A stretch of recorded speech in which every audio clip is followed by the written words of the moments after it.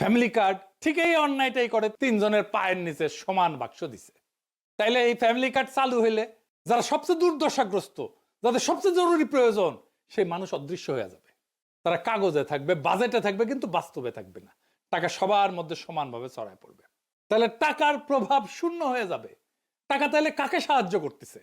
এই যে পুঁজিবাদী সমাজের তো সমস্যা হচ্ছে যে টাকা মাঝে মাঝে কিছু সেন্টারে জমা হয়ে যায়, কনসেন্ট্রেটেড হয়, কেন্দ্রীভূত হয়ে যায় কিছু মানুষের হাতে। সেটা রিডিস্ট্রিবিউট করতে, পুনর্বন্টন করতে হয়, রিডিস্ট্রিবিউট করতে হয়। দেখছেন না, ইসলামে জাকাতের ব্যবস্থা আছে, প্রত্যেক বছর এইটা বন্টিত হয়। যার কাছে বেশি টাকা তাকে দরিদ্র মানুষের মধ্যে বিলাই দিতে হবে। রাষ্ট্রের কাজ সবাইকে খুশি করা না, রাষ্ট্রের কাজ সবচেয়ে দুর্বলদেরকে বাঁচানো। যে সবাইকে সমান করে দেয় সে আসলে ঘোষণা করে আমি দুর্বলদের দায়িত্ব নিতে চাই না। সেই জন্যই বিএনপির ফ্যামিলি কার্ড এইটা দুর্বলদের বাঁচাবে না, দুর্বলদের দায়িত্ব নিতে চাইতেছে না সে। এটা মানবিক না, এটা রাষ্ট্রের দায়িত্ব থেকে পরিকল্পিত পলায়ন। এবার আসেন আমরা আর একটা জিনিস দেখি। বিএনপি বলতেছে যে বাসার কর্ত্রী বা head of the house hold নারী, তাকে দেওয়া হবে। Head of the house hold বলতে কি বুঝাইতেছে? মানে পরিবারের গৃহকর্ত্রী আর কি, এই নারীর নামে।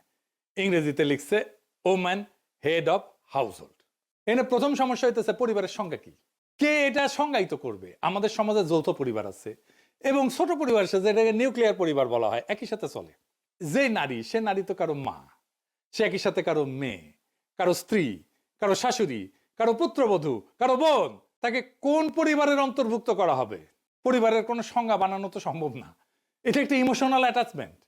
একটা পরিবারে কে কে থাকবে, কোন কোন সম্পর্ক থাকবে, কতদূর রক্ত সম্পর্ক পর্যন্ত পরিবারের ভিতরে থাকবে, তো এসব তো রাষ্ট্র বা সরকারি আমলারা এটা সংজ্ঞায়িত করে দিতে পারে না, বলে দিতে পারে না, ডিকটেট করে দিতে পারে না। এক এক পরিবার এক এক রকম হবে। দেখবেন কোন পরিবারে শাশুড়ি আছে, কোন পরিবারে মা আছে, কোন পরিবারে ভাই আছে, কোন পরিবারে বোন আছে। এই একটা ইস্যুতে তো ব্যাপক কারচুপি, দুর্নীতি হবে। একটা পরিবারের সব মেয়ে প্রত্যেকের নিজের নামে কার্ড বানাবে, এটা হবে। আমি কয়ে দিতেছি, লিখে দিতে পারেন। বাংলাদেশে বিয়ের পর অনেকে বাপের বাড়ি বা শ্বশুর বাড়িতে থাকে, তাদেরকে কি আলাদা আলাদা পরিবার গণ্য করা হবে নাকি একটা পরিবার গণ্য করা হবে? একটা পরিবারে এইভাবে অনেকগুলো কার্ড বানায়, সবগুলো থেকে টাকা রেশন নিজেদের অ্যাকাউন্টে পড়বে। যদি সবাইকে দেওয়া হয়, তাই তো দিতে চায় তারা সবাইকে। এবার একটা ইন্টারেস্টিং